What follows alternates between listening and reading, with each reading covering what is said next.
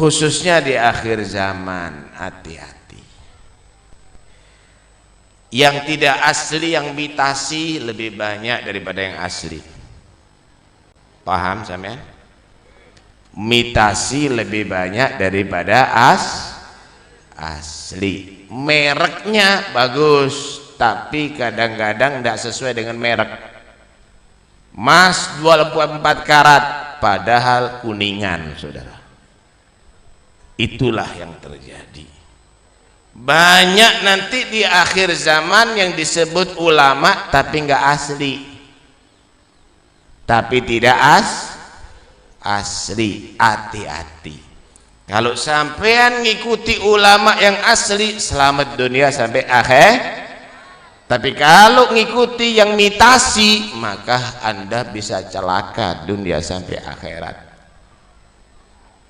Ciri-cirinya bagaimana? Di antaranya, biar ndak lama-lama, hati-hati dengan ulama yang runtang-runtung dengan umaro.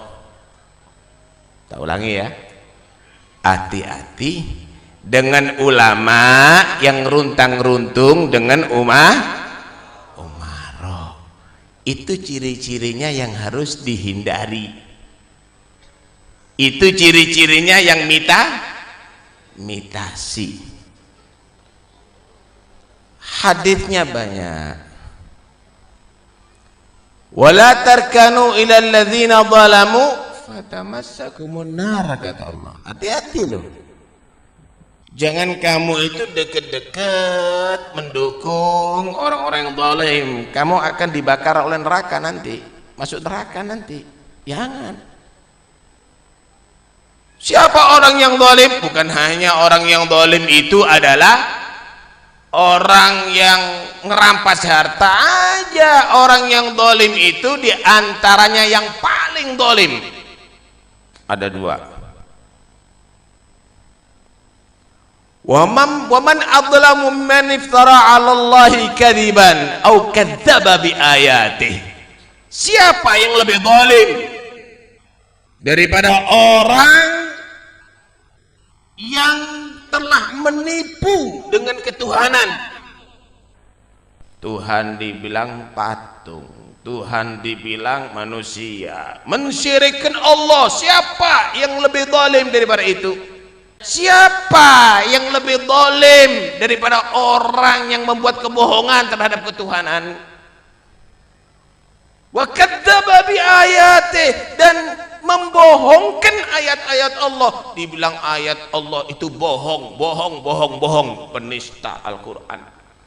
Siapa yang lebih zalim daripada itu? Siapapun yang berbuat zalim dan membantu kezaliman, innahu la yuflihudz zalimun. Orang yang zalim tidak akan menang, tidak akan sukses, jatuh, kalah. Kenapa? Karena berhadapan dengan Allah Rabbul Alamin. Hati-hati, jangan main-main. Hati-hati, jangan main-main. Ada satu hadis Nabi sallallahu alaihi wasallam bersabda, sayati min ba'di umara yazlimun wa yakdzibun faman saddaqahum bikidbihim wa anahum ala dhulmihim falaysa minni walastu minhu walam yarid alayyal haud. Akan datang nanti setelahku pejabat-pejabat yang mereka bohong, mereka berbuat kezaliman. Maka siapa yang membenar-benarkan atas kebohongannya, tetap aja jadi jurukamnya. Siapa yang membenarkan atas kebohongannya, siapa yang membantu atas kezalimannya, maka dia bukan golonganku dan aku tidak mau bergabung dengan dia dan tidak akan sampai ke telaga haudku nanti di hari kiamat. Nggak direken sama Nabi dari kiamat. nggak mau Nabi ngasih air telaga Hud. Benci Rasulullah sama orang demikian. Hati-hati Ustaz ya. Hati-hati.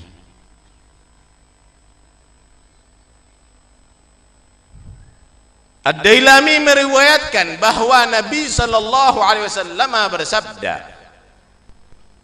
"Innallaha yuhibbu al-umara'a idza khalatul ulama wa innallaha yamkutu al-ulama'a idza khalatul umara li'anna al-ulama' idza khalatul umara raghibu fid dunya wa li'anna al-umara idza khalatul ulama raghibu fil akhirah." Allah itu cinta kalau ada umara, pejabat, dia senang datang kepada ulama untuk minta nasihat, bukan minta dukungan, untuk minta nasihat. Dan Allah tuh benci kepada ulama jika dia berkumpul dengan umara untuk menjadi penjilat. Kalau dia nahi mungkar nggak apa-apa. Kenapa? Karena ulama kalau kumpulannya umara cinta dunia, urusannya duniawi. Umara kalau cinta ulama, insya Allah cinta akhirat. Mau jadi apa kalau kepada ulama? Nasihat, bimbingan, ibadah, begitu.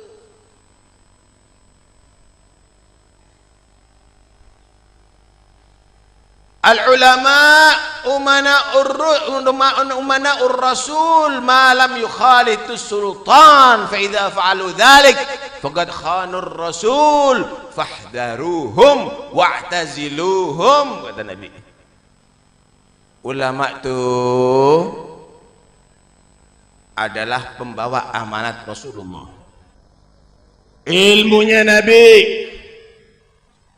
syariatnya Nabi dibawa oleh ulama, tapi dengan catatan bukan bergaul terus dengan umara, runtang-runtung terus dengan umara. Kalau melakukan itu berarti udah menjadi pengkhianat Rasulullah. Hati-hati dengan yang mitasi model begini. I'taziluhum, hindari mereka, kata Nabi sallallahu alaihi wasallam. Paham, Pak? Muhammad bin Salamah pernah berkata begini, "Adzubabu 'alal adra ahab ilayya min qari'in 'ala abwabis sultan."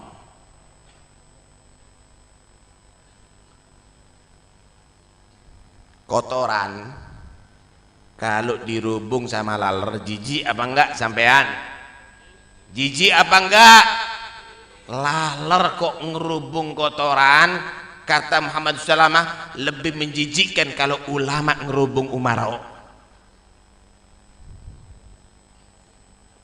Karena itu kalau ingin menjadi pembawa amanat Rasulullah, ingin Anda menjadi ulama pilihan Allah, maka jangan ikut-ikut. Selamatkan diri Anda. Yakinlah kalau Anda dekat dengan Nabi akan mulia dunia akhirat. Karena tidak ada kemuliaan kecuali milik Allah dan Rasulullah dan orang beriman. Walillahil izzatu wa rasulihi walil mu'minin. Siapa mencari kemuliaan dari selain Allah dan Rasulnya akan menjadi terhina dunia sampai akhirat. Paham? Paham, Pak? Wassalamualaikum warahmatullahi wabarakatuh. Ada lagi isu tentang isu yang nadanya itu seperti merendahkan atau menganggap hina, menganggap jelek umara. Ya, belakangan ini saya kadang dengar juga ada ceramah yang mengatakan jangan dekat-dekat ulama, jangan ikuti ulama yang terlalu dekat dengan umarok misalnya. Nah, ini maksudnya gimana?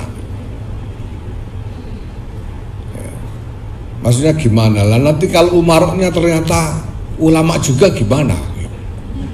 Karena dulu itu ya umarok itu ya ulama, bahkan di dalam wawasan keagamaan klasik yang kita miliki, syarat menjadi umarok itu harusnya ulama itu.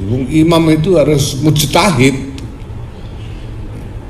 Lah kalau ulama-ulama ini tidak boleh dekat dengan umarok itu, terus bagaimana?